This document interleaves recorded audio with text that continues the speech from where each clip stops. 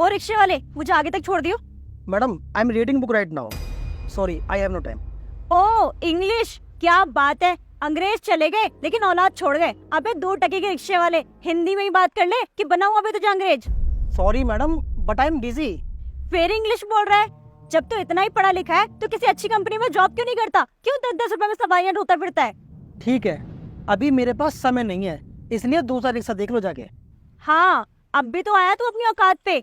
सुन, गंदी नाली के कीड़े ना गंदी नाली में ही रहना पसंद करते हैं। ठीक उसी तरह तुम सिर्फ लोगों को उनके एड्रेस पर पहुंचाने के लिए बने हो, ना कि अपना घमंड दिखाने के लिए। इसलिए आगे से हिंदी में बात करियो, वरना तुझे कोई बहुत मारेगा। आया बड़ा अंग्रेज।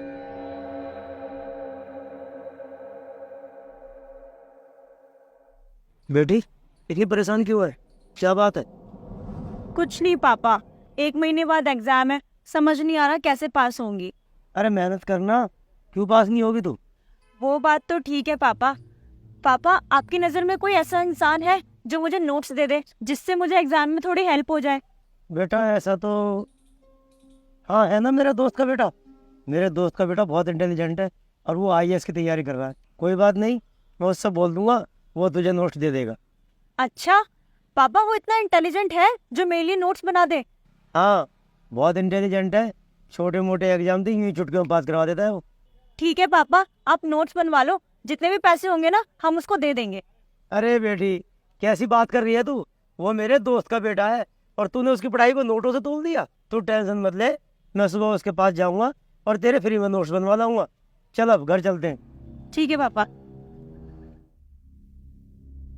और सचिन बेटा क्या हाल है? नमस्ते अंकल जी। नमस्ते बेटा। और कैसे चली आ रही है इसकी तैयारी? बस अंकल जी मेहनत कर ही रहा हूँ। पिछली बार 1 नंबर से रह गया था, इस बार पूरी कोशिश है कि पास कर ही दूँ। बहुत अच्छे बेटा, तेरी मेहनत को सलाम है।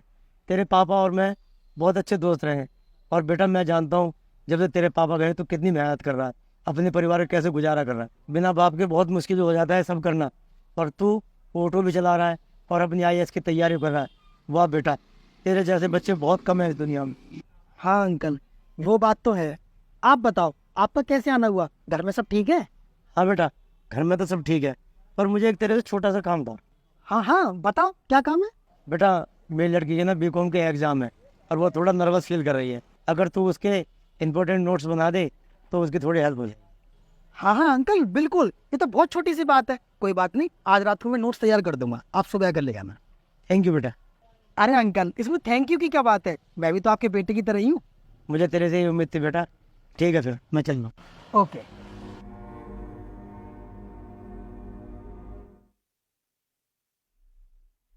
सचिन बेटा, ये मेरी बेटी मिष्टी जिसे नोट्स चाहिए थे, और मिष्टी ये है मेरे दोस्त का बेटा जिसके बारे में मैं तुम्हें कल बताया था।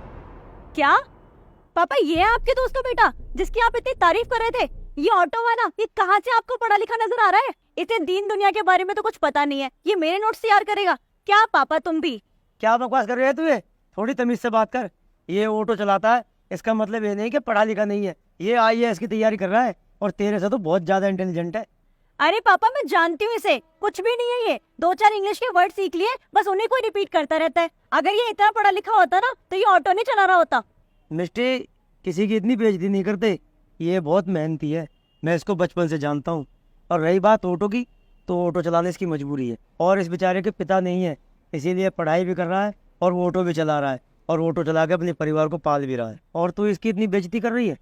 अरे कोई बात नहीं अंकल, करने दो इसे बेइज्जती, इसकी गलती नहीं है। इसका भी कहना ठीक है कि ऑटो वाला कहाँ ही इतने पढ़े लिखे हो सकते हैं, पर आजकल लोगों का तो नजरिया ही बदल गया है कि ऑटो वाले, सब्जी वाले, फल वाले ये कभी कामयाब हो ही नहीं सकते। इनको तो लोग बाग बहुत छोटा ही समझते हैं। लेकिन मैडम एक बात हमेशा याद रखना कि जरूरी नहीं है कि गरीब आदमी कभी कामयाब नहीं हो सकता। करने की लगन होनी चाहिए। हर कोई जीवन में कुछ भी हासिल कर सकता है, चाहे वो गरीब हो या अमीर।